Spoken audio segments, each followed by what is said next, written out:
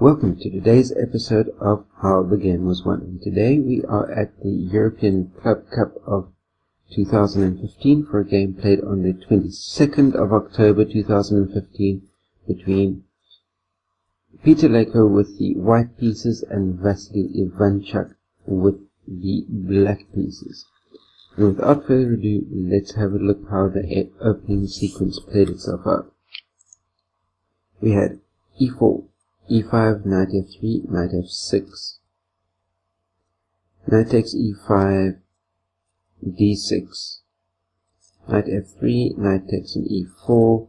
Obviously we've got the Petrov busy playing itself out here, and Petrovs are known for being incredibly drawish. I remember playing the Petrov a couple of times in correspondence chess, and my opponent would send me groaning type messages because they were looking for a fun and exciting type of opening to play, but on my side I was just using the opportunity to practice and hone my skills with the Petrov should I be encountering it in and across the board tournament. But be that as it may, this game continued.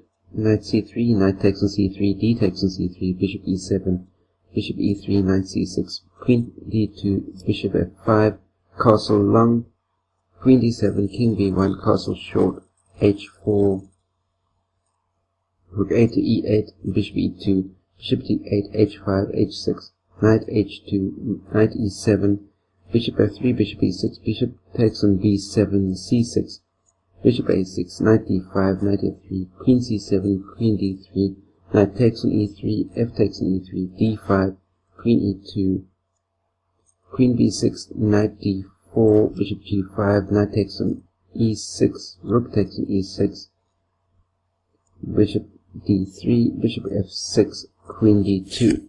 Now, just to now that the dust is settled sort of through the opening and well into the middle game, let's just have a look-see at what we have. White is a pawn up, and as we already know, when it's an opposite colored bishop middle game, the initiative is more important than material. And in this position, Ivanchuk with the black pieces has a clear initiative. And you might think it to be somewhat exaggerated, but it's true that with accurate play, black should be winning here. Because all that he needs to do is maintain his initiative, maintain the momentum, and he should be able to force cracks into white's defense. Game continued with rook b8, b3, and queen c5. The first little bit of a slight error on Chucky's part. Instead of queen c5, we could have looked at, say for instance, queen a5 with king b2 and follow that up with c5, with the idea of rook a6 and c4 being incredibly strong for black's position. But instead, Chucky played queen c5, which followed king b2, a5, a4, and rook b4. Now it must be said that instead of rook b4, rook takes an e3, winning back the pawn for black, while still maintaining his initiative would have been superbly strong. But rook b4 was played, rook b1, rook e8, rook h to f1, rook e to b8, rook a1, and Leko is at the moment defending as tenaciously as he can. Yes, he's got the extra pawn, but he's needing to find super accurate defensive moves. Rook g4, rook takes an f6, and which is a very interesting and, in this case, practical sacrifice to play. As again, we mentioned the trying to get rid of the opposite colored bishops, which will then return the balance of power to the material advantage. G takes an f6, queen f2. Black is still better, but it's no longer one-way traffic, because after the sacrifice, it's a case of black's initiative fading and white starting to get some sort of counterplay going. Queen d6, queen f5, rook g2, queen h7, king f8, bishop g6.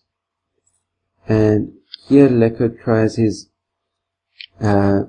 tries this desperate sacrifice, thinking that he would have enough for an entire rook, but in a practical game, especially when you are low in time, picking up this bishop looks extremely dangerous. But objectively, f takes and g6 would be a winning move. But both players were incredibly low in time, and it was just a case of trying as best they can to calculate as much as possible with the incredibly limited amount of time that was left. And then black played rook b7. Although this doesn't completely throw away black's advantage,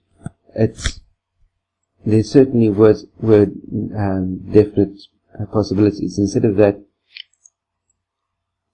black should play, for instance, f takes in g6, h takes in g6 might have been Leko's idea, with king e8 and rook f1, or for that matter g7, queen g3, or rook e1, rook f1, king d8, g7, queen e6, rook f2, rook g5, queen h8 check, king c7, queen takes in h6, queen d7, rook takes in f6, rook takes in g7, which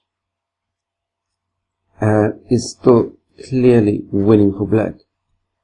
While the black's task may not be overly easy, but it's still an objectively winning position. But instead, after rook b7, rook f1, and here Chucky should have played something along the lines of c5, but instead of playing c5, which still gives him the advantage, he plays king e8 under time pressure, which is his effective losing move. Queen g8 check, queen f8, and instead of queen f8, for instance, king d7 could have been played, bishop takes, or bishop f5 check, king c7, and queen takes in g2 is still an advantage for white. But after queen f8, bishop takes f7 check is just the absolute killing move, because after bishop takes f7, rook takes an f7, and queen takes in g2 gives white a complete and winning advantage. And so after bishop takes an f7 check, Chucky could see all of this, that white is completely winning. Not only is white's king superbly safer down here in the corner versus black's completely exposed king, but white has also come out of everything with the additional pawn, and Chucky just saw no reason in continuing the fight and resigned the game in this position.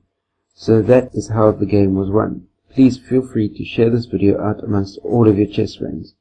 Remember to give me a thumbs up if you like this type of video content, thumbs down if not, that way you helping me to produce better video content for you in the future. And last but by no means least, when you look down below the video screen in YouTube, you'll see a big red subscribe button. Hit that subscribe button, that way you stay subscribed to my channel for all the new content that comes out on a day-to-day, week-to-week basis. Stay carved up for the win out there. I'll see you next time for another episode of How the Game Was Won. Till then, cheers.